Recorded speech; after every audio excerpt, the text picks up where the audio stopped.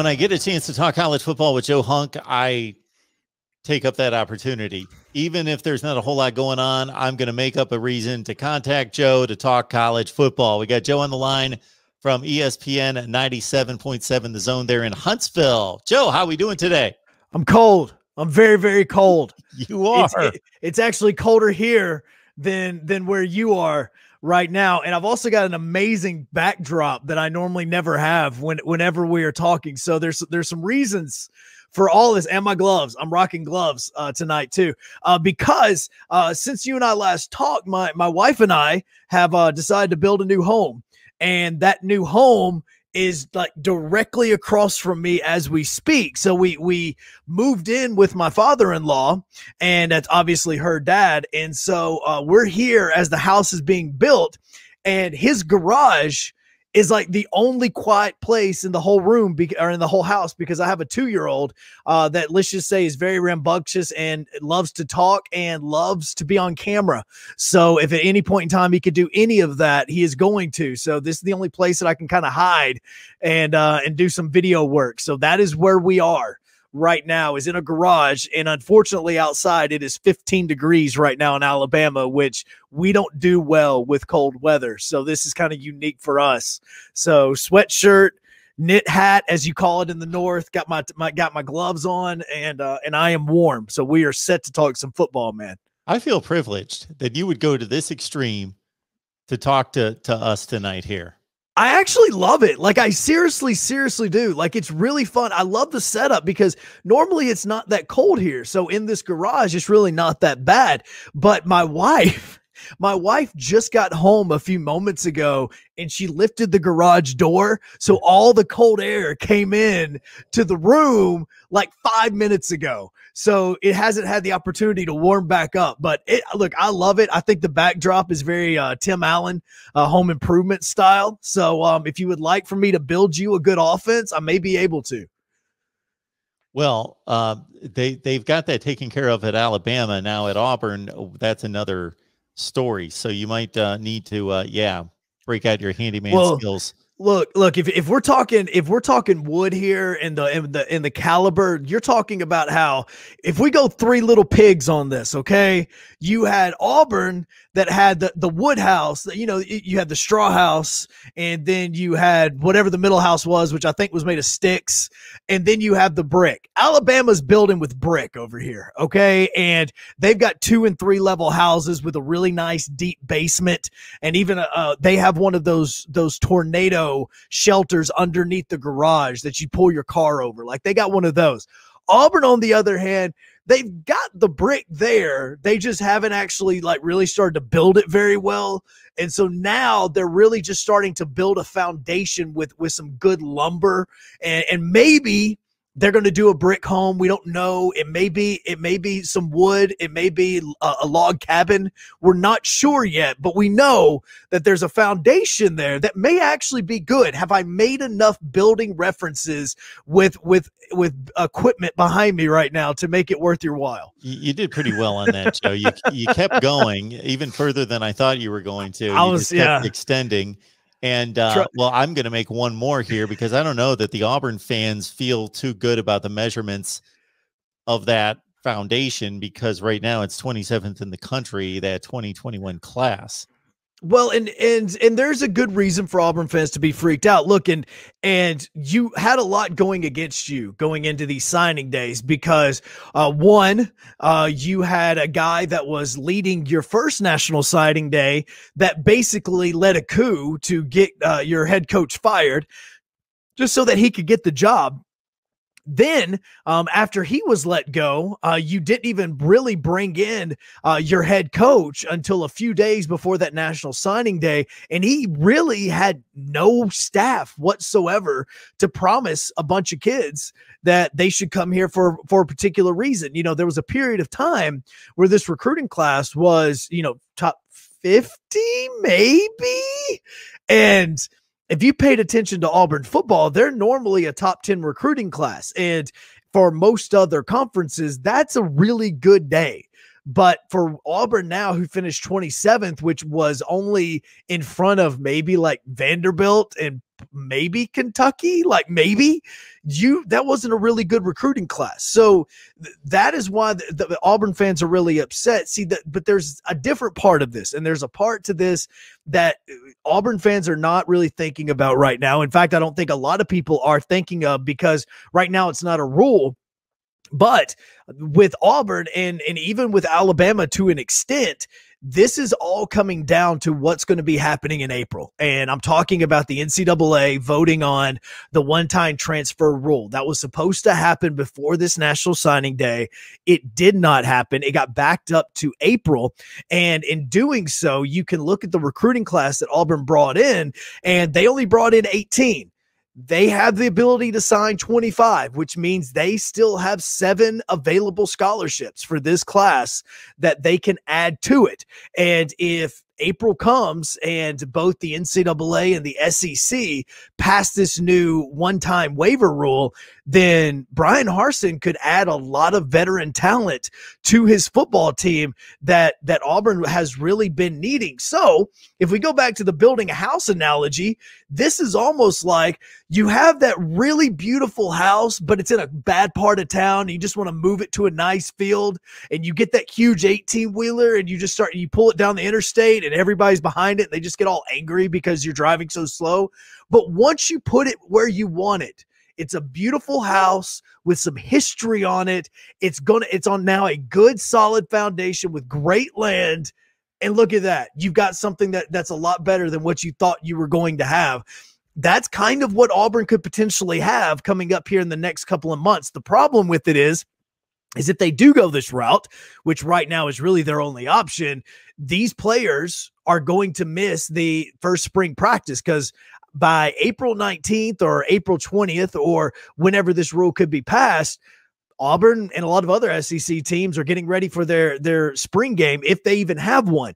So this is going to be something that's really going to benefit them for the summer and potentially the fall if Auburn does go this route. But I really believe that this was by design for Bryan Harsin, is he knew, look, this class is not going to be amazing, so let's get the players that we can get that we know is going to help Auburn, and then let's go out, if this rule does pass, go through the transfer portal and start finding some players that can build us and get on the field immediately, where we can start building that recruiting class for 2022, and we're really not that affected on the football field. Sounds like a pretty good plan for year one. Now, the rest of the years can't add up like that. You need to lean back in on that recruiting trail and make that the foundation, getting back to the housing term, back to the foundation for the recruiting, and then just supplement with the transfer portal. Make that, as you being a big NFL guy, make that your free agency market, but you got to build through the draft. Therefore, you got to build through recruiting. Exactly. But yeah, for this season, that's what he's looking at. Well, and that's where the quick help is going to need to come, because we all know that Auburn, and we talked about it so many times, that the biggest problem that Auburn had a lot this year was offensive line. And it was hey, look, it doesn't matter who you've got playing quarterback or wide receiver. If your offensive line is bad, then it's not going to help anybody. Again, that was shown just a few weeks ago in the Super Bowl with Patrick Mahomes. There was literally, he had like a third string offensive line. If you are talking college football terms, he basically went into the Super Bowl with a bunch of walk-ons and players that didn't even have scholarship, and that was who he was playing behind. So the idea has always been Auburn needs to improve the offensive line. They added 2 offensive linemen in this recruiting class, which is really not good. So you add 2, you got some coming back, or you've got players that are coming back. And if of those 7 available spots, 2 or 3 of those are offensive linemen, next thing you know, you've got a veteran offensive line that can really benefit you going into this football season. And look, as much as we do want to bash Bo Nix for happy feet, which is what he had, there's a reason he had happy feet. There's also a reason Patrick Mahomes had to run 497 yards before he passed the football during the Super Bowl, and it's all because of offensive line. So before you want to question a quarterback and how good he is or isn't, look at the man that has their hands in the dirt. And if they are good, then you can blame the quarterback. If they're suspect, prospect, maybe it's not the quarterback, and that's the reason why you're struggling. So if they are going to go this route, transfer portal, they are going to have to do it on the offensive line, because that's where they need the most help in what could be Bo Nix's last football season at Auburn. Unfortunately for Auburn fans, they've been hearing about the offensive line for quite some time and been disgruntled about the situation there. And you cannot survive in the SEC. They've survived about as well as you can with a very mobile quarterback with a substandard offensive line. That just can't continue.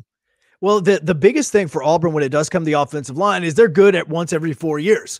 You have a senior-led offensive line, and then they have a really good season, and those guys are either drafted or they graduate, and now you're back to a bunch of freshmen and sophomores or juniors that haven't really played because they've been behind those seniors. And so that's what continues to happen. So going back to a lot of Gus Malzahn press conferences, you would hear those where he'd say, well, we're really young up front, and we need to, we just got to get reps, and reps are the most important thing. The reason why you would hear that is because he basically meant, he doesn't mean young as far as, oh, this kid's 17 or 18 years old. He means young as in the sense of, hey, these guys haven't even played a full football season yet, and we're expecting them to be all SEC and all Americans. That is where Auburn has struggled, and that does need to change. So where you can draft and where Auburn has, or I should say recruit, and where Auburn has historically recruited very well has been at the skill position. Your running back, they're starting to do much better at the wide receiver, but now you have got to do, and you have to be better at the offensive line, because whether it is in the NFL, or if it's in college football, specifically in college football, if you go and you look at the top 4 and 5 rated offensive lines in college football last season, in like the top 5 were all 4 of the teams that played in the college football playoff. There's a reason why those teams are there, and it all begins with offensive line play, and where Malzahn was really good at bringing in skill position players. Now Bryan Harsin needs to be really good at bringing in offensive linemen.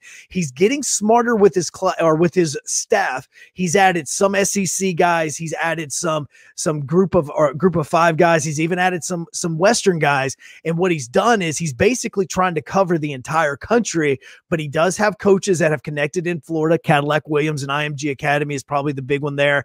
Derek Mason has not only connections in the SEC, he has major connections in the state of Alabama. What people really don't realize is that Derek Mason was just blowing up I-65 and driving down there. There were numerous times where I talked to Derek Mason, and him and I would just talk restaurants in various cities that he's been in, and he would ask for restaurant recommendations. He loved a good meat and three.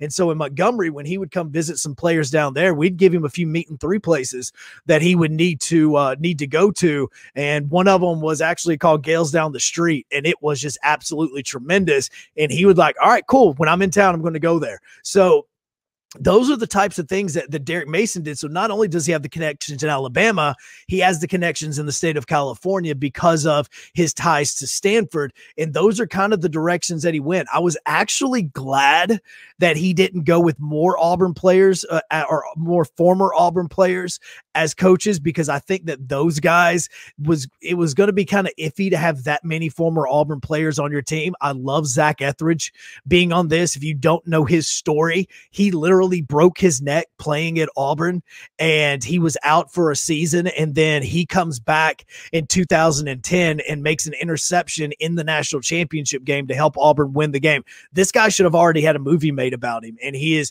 coached at Georgia Tech. He's coached at Houston, and now he's back at Auburn. But being in Houston, he's got the Texas tie. So he's gotten kind of interesting picks to be the guys that are going to be recruiting with him. Now it's going to be interesting to see how many guys from the West Coast, Florida and Texas, are going to make their way to Auburn coming up in this 2022 class. Auburn fans don't want to hear this, but I'm going to pile on with more bad news here, because as soon as you brought up that's what I'm here for, to supplement your bad news with more bad news. So you brought up the 2 offensive linemen in the 2021 class, so I thought I'd check them out. And I'm looking at Colby Smith, 50th rated offensive tackle, and I'm looking at the 34th rated guard. I lost track of him here, but the 34th rated guard. So both of those guys, they could turn out to be phenomenal players, because the recruiting rankings aren't always right, but most likely they're not. No, so not only did they not bring in the numbers, Joe, they didn't bring in anybody that is supposed to turn out to be an all SEC kind of player. No, and look, there's a reason why you try to get 5 stars and 4 stars, and I don't care what Nick Saban says. He goes, we're going for the best players out there. Look, I understand for every single 5-star that's out there, there's an AJ McCarron that was a 3 or 2 star, or a Mac Jones that was a 3 or 2 star at a period of time because he was at an offense at a high school that wasn't really going to showcase his talents, or he just hadn't been seen by the right people. And I know Mac Jones was literally sending direct messages to media members of, hey, can you get my name out and try to get me some more love to some of these coaches, because I'm still looking for a home. And so I know that there are those, but there is a mathematical equation that will show you that recruiting rankings matter big time. If you have a top 5 recruiting class, you will be playing either for a college football playoff or a national championship within. Matter of fact, just take the college football playoff out. You will be playing for a national championship within those incoming freshmen's lifespan at your university. I mean, it happens almost every single time. Go look at who are the top 4 and 5.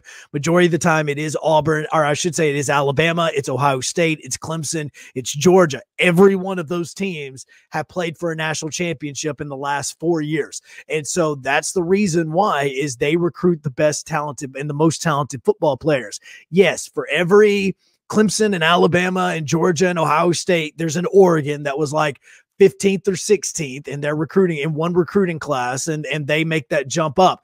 The Pac-12 is also god awful, and so something like that can potentially happen. But when you look at these teams also, and you go look, and you have it pulled up right there, go look and see how many of these top 5 or these 5 stars and top rated 4 stars does Alabama, Georgia, Ohio State, and Clemson all have that play the offensive line position, because every single one of those teams has somebody on their recruiting class or in their 2021 recruiting class that was a top offensive lineman in probably the top 5 of that class. That is going to happen. The focus needs to be first on the 5 men with their hands in the dirt, and then you start to back up and get the skill position players in your quarterback. Good stuff from Joe Hunk. You can catch him on ESPN 97.7 The Zone, Huntsville, Alabama. All right, that's the story on Auburn football. So Joe is telling us that there's hope despite some of the recent numbers, and there's always that transition. And so Bryan Harsin had to pick up for what was a pretty dismal class at that point, and did a pretty decent job of rallying the troops. Well, he did, and I have friends that live in Boise, Idaho, and in fact, I was sitting in this exact spot that we're doing this interview right now, and I was talking to him the other night, and he basically said, look, man, I will always be a Boise Bronco fan, a Boise State Bronco fan, but if I have to cheer now for a Power 5 football team, I am all about Auburn, because Bryan Harsin is an amazing coach. The media are those people are going to hate him because he will snap back and he will give smart aleck answers, and he won't put up with crap. And I promise you, these players and these coaches that he's coaching with are going to absolutely love him because of how hard-nosed he is. And you could see that right in his first class, or his first press conference that he did, is he came out and he is no nonsense. I mean, he is very straightforward, and that is something that Auburn has not had in a very long time. And I think that that's where this is going to be very interesting, because people do want to look at this recruiting class, just like what you were. This thing's 27th in the country. Auburn's normally a top 10. What on earth happened? What you really should see is that the fact that they're 27th, and that's the reason why they have a brand new coach, because not only did they not perform on the football field and they let games go that they should have won, but they also weren't recruiting, which means that when they were going into players' homes, the players' homes and the players weren't believing them and what they were selling to them. And that's where your biggest problem comes, because those recruits are your foundation.